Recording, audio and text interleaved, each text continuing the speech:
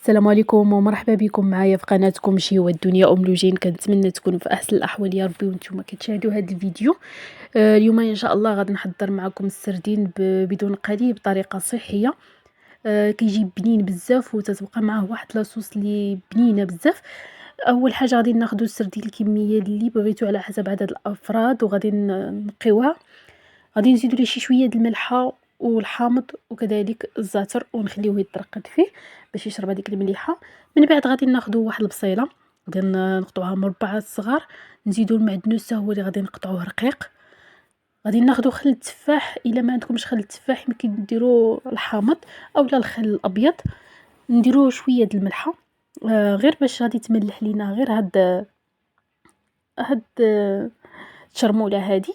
من بعد غادي نزيد تقريبا معلقه صغيره ديال قزبر يابس ومعلقه صغيره ديال الكمون.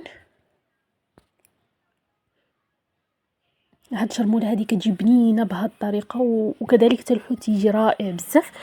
وغادي نزيد حتى معلقه صغيره ديال الثومه بودر اولا الثومه العاديه الا كانت عندكم. انا ما كانتش عندي هنا درت ثومه بودره. صافي غادي نحركوا هذا الشيء وغادي نديروا معاه شويه زيت الزيتون وغادي نحركوا هاد الشرموله هذه.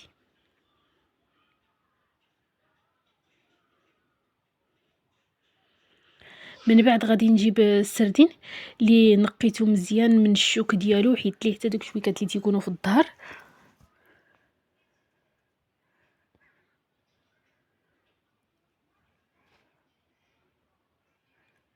وغادي نفرشهم في واحد المقله. من بعد غادي نزيد عليهم هاد الشرموله هذه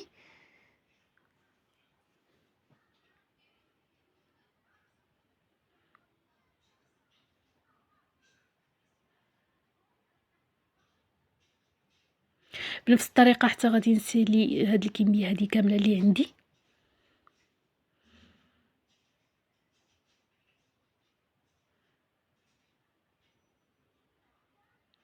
صافي غادي نغطيوهم من الفوق.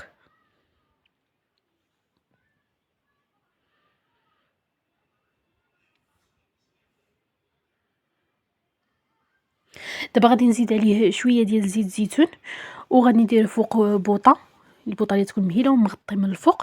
من بعد ما غادي طيب غادي دغيا دغيا تيطيب ما تياخذش معنا الوقت. نتوما كتعرفوا الحوت دغيا كيطيب. من بعد غادي نقلبوهم كاملين ونعاودو نسدو عليهم نعاودو نغطيوهم بشي غلاقه ونخليوه يطيب على جهه اخرى.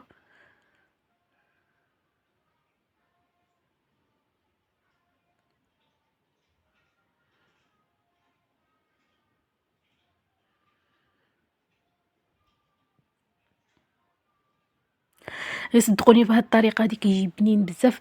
واخا الشكل ديالو ما تيبقاش زوين ولا هذا، ولكن الاهم هي البنه وناكلوا شي حاجه اللي هي صحيه بلا قلي. دابا غادي نغطيو عليه وغادي نخليوه حتى غادي يطيب. من بعد غادي نزيدو البوطه على هذيك المريقه اللي غادي تبقى لينا حتى غادي تحمس لينا شويه وغادي نخويه فوق السردين. وهكا كي تيجينا الطبق ديالنا ديال السردين صحي بدون قلي بطريقه اللي هي زوينه وبنينه بزاف. هنا كنوصل معكم نهايه الفيديو مع فيديو جديد ان شاء الله ووصفه جديده. استودعكم الله الذي لا تضيع ودائعه دمتم في رعاية الرحمن، والى اللقاء.